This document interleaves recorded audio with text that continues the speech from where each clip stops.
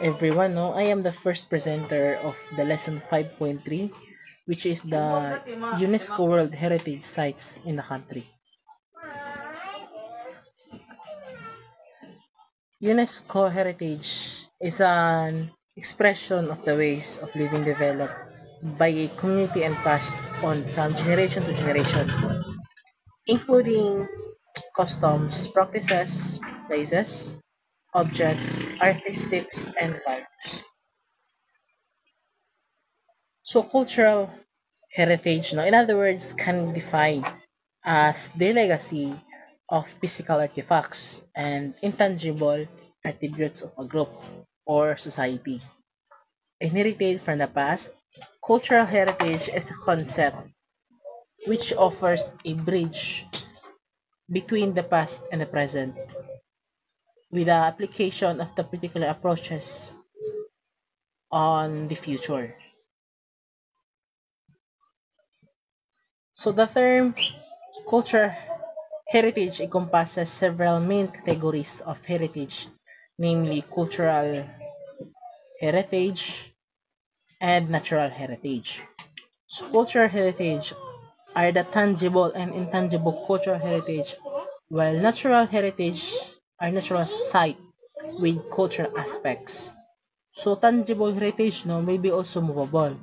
Uh, Example po nito ay yung mga paintings, sculptures, coins, manuscript na naka-display sa um, museum. So, yung mga immovable, ito po yung mga monumento, yung mga archaeological sites, and underwater cultural heritage like shipwrecks, underwater ruins, and cities. Example po nito is yung mm, ocean na linubugan ng Titanic noong 90s, 1997.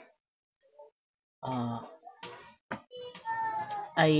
ayan po siya ay na fit sa isang underwater cultural heritage. While intangible cultural heritage are oral traditions, performing arts, and rituals. Kagaya po ng mga uh, tribo natin ay may iba't iba po silang ritual, no? Mga sinasayaw na mga ritual. And that's also belonging to intangible cultural heritage of oral traditions. So natural heritage, on the other hand, are natural sites with cultural aspects such as cultural landscapes, physical, biological, or geographical informations. Geographical formations. So here are the 6 World Heritage Sites listed by the UNESCO in the Philippines. The first one is Baroque Churches of the Philippines. The second one is Historic South of Vigan. The third is Rice Terraces on Ifugao. The fourth is Tobataha Reef Natural Park. The fifth is Mount Hamgitan Range Wildlife Sanctuary. And the last is Puerto Princesa Subterranean River on Natural Park. So, in this portion, this portion are the examples of the Baroque churches of the Philippines in 1993. These 4 Baroque churches was built during Spanish era in the late 16th and 18th century.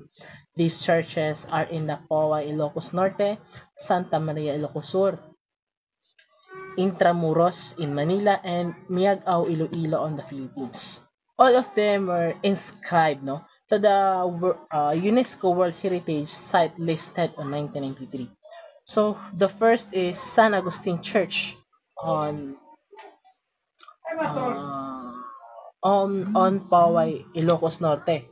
The second is Church of the Nuestra Señora de la Asunción, Santa Maria, Ilocos Sur. And the third is Church of the Immaculate Conception of San Agustin, Intramuros, Manila. And the fourth is Church Santo Tomas de Villanueva on Miagao, Iloilo. So Rice Terraces Cordillera in 1995.